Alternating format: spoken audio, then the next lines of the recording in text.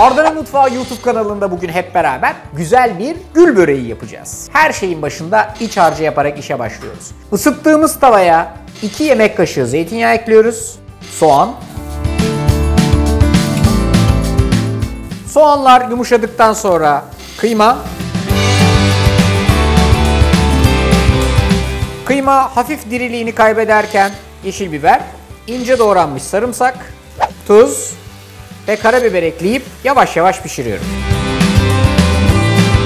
Kıymanın altını kapatıyoruz. Gördüğünüz gibi hafif sulu sulu, nemli ama tamamen pişmiş vaziyette. İşin doğrusu kısık ateşte pişirdiğimiz için hiç de aşırı topaklanması yok.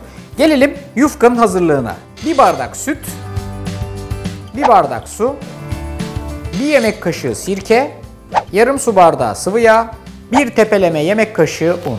Hepsini güzelce çırpıyoruz. Bu da bizim yufkaları ıslatacağımız sıvı harç. Yufkanızın büyüklüğüne göre 2'ye ya da 4'e kesebilirsiniz. Ben şimdi bunu ortadan 2'ye, sonra bir daha 2'ye kestikten sonra bir fırçayla buradaki hazırladığım harçla her tarafını ıslatıyorum. İyice ıslattığınız yufkanın kendinize yakın kısmına kıymalı harçtan bir şerit vaziyetinde seriyorsunuz. Arkasından güzelce sarıyorsunuz.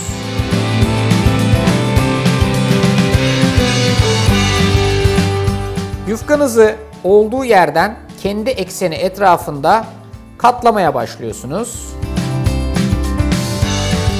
En son dibe geldiği zaman şu altta kalan kısmı içeriye doğru yerleştirip fırın tepsinize alıyorsunuz.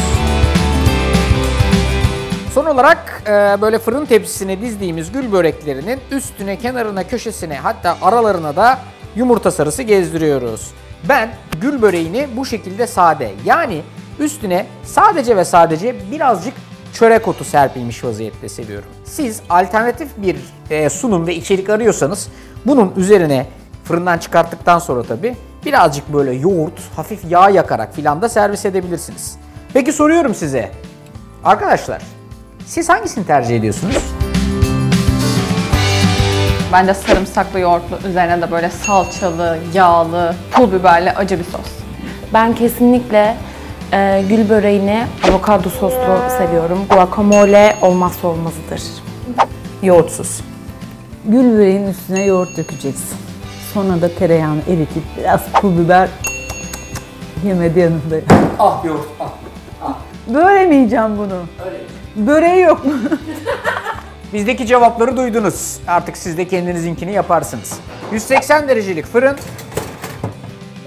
Yaklaşık 30 ila 35 dakika. Çıktıktan sonra servis etmesi size kalmış.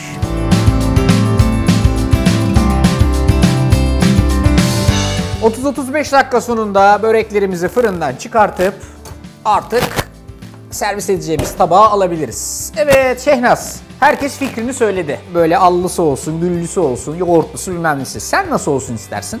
Ben yoğurtsuz istiyorum. Biz bunun için hani böyle o aşamada ilk soslandırırken un koyduk ya. Evet.